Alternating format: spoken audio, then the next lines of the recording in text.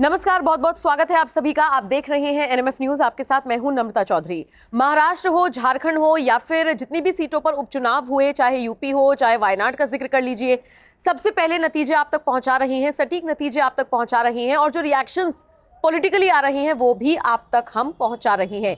इसी कड़ी में आप जानते ही हैं कि जिस तरीके से महाराष्ट्र में महायुति की सरकार बनने जा रही है, मुख्यमंत्री कौन होगा इसको लेकर फिलहाल चर्चा का विषय गर्म है। हर जगह इसकी चर्चा है क्योंकि एकनाथ शिंदे के समर्थक दावा कर रहे हैं कि शिंदे मुख्यमंत्री बनेंगे। देवेंद्र फडणवीस कह रहे हैं कि मिल बैठकर बात करेंगे, अभी देखते हैं क्या नतीजा निकलता है। अजीत पवार के फैमिली वाले कह रहे हैं कि अजीत पवार को मुख्यमंत्री बना देना चाहिए। तो कुल मिलाकर देखा जाए तो महाराष्ट्र में इस वक्त कुर्सी को लेकर बवाल मचा हुआ है, लेकिन इन सबके बीच महाराष्ट्र में जिस तरीके से महायुति जीती है उस पर सुब्रमण्यम स्वामी का एक ट्वीट सामने आता है और अच्छी बात है, ट्वीट आता है, बधाई वो दे रही हैं। लेकिन गौर फरमाने वाली बात यह है कि पूरा क्रेडिट इस जीत का आरएसएस को दे दिया है सुब्रमण्यम स्वामी ने, यानी कि आरएसएस की एंट्री करा दी है। देखिए, आरएसएस लोकसभा चुनावों के दौरान नाराज बताया गया बीजेपी से, बीजेपी नेताओं के बयान से। जेपी नड्डा का वो बयान आपको याद होगा कि हम लोग सक्षम हैं। कहा गया कि आरएसएस चिढ़ गया कि आप सक्षम हैं तो फिर लड़िए चुनाव, और उसके बाद नतीजे सबने देखे और खासकर उत्तर प्रदेश में देखिए 70+ का टारगेट लेकर आप चल रहे थे कि 80 में से 70+ सीटें तो हमारे पास आ ही जाएंगी।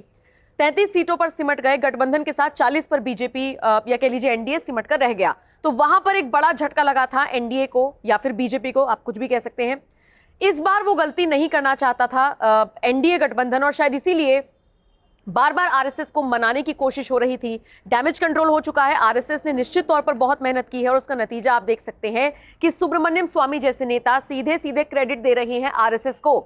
मोदी को नहीं दे रहे इस जीत का क्रेडिट, महाराष्ट्र में किसी बड़े नेता को नहीं दे रहे, सीधा आरएसएस ने मेहनत की है, ये कहना है सुब्रमण्यम स्वामी का। मैं आपको ट्वीट पढ़कर बता देती हूँ। ट्वीट किया है उन्होंने 11:48 पर और ये बताता है कि रुझान जब नतीजों में तब्दील होने शुरू हो गए और ऑलमोस्ट तस्वीर साफ हो गई कि किसकी सरकार महाराष्ट्र में बनने जा रही है, तो फिर सुब्रमण्यम स्वामी ने भी एक पोस्ट कर दिया जिसमें उन्होंने क्रेडिट दे दिया आरएसएस को। सुब्रमण्यम स्वामी लिखते हैं, happy to see BJP heading for victory in Maharashtra. Although there is much to be desired in performance, BJP is however a superior performer than Congress and its allies. The credit goes to RSS cadre which worked at the ground level to ensure voters turned up for BJP plus यानी कि महागठबंधन।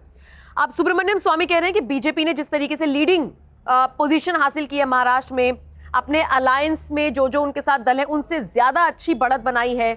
मैं बहुत खुश हूं ये सब चीज देखकर, लेकिन इसका क्रेडिट पूरी तरीके से मैं आरएसएस को देता हूं, आरएसएस कैडर को देता हूं जिसने जमीनी स्तर पर जाकर मेहनत की और लोगों के लिए काम किया और उसी का नतीजा है कि बीजेपी या फिर महायुति महाराष्ट्र में जीती। ये कहना है सुब्रमण्यम स्वामी का।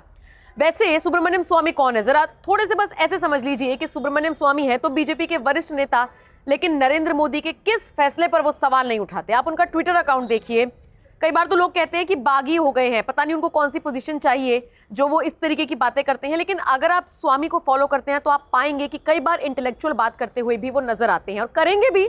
वरिष्ठ नेता हैं, राजनीति में सालों साल से सक्रिय हैं, लेकिन कई बार उन्हें मोदी के फैसलों पर सवाल उठाते हुए देखा गया है। इस बार सवाल नहीं उठाए क्योंकि जीत हासिल हुई, तो उस जीत को एक्सेप्ट किया, लेकिन एक्सेप्ट करने के साथ सारा क्रेडिट दे दिया आरएसएस को। आरएसएस, नो डाउट आरएसएस ने मेहनत की है, लेकिन किसी और का जिक्र ना करना थोड़ा सा कंट्रोवर्सी क्रिएट कर रहा है स्वामी के लिहाज से।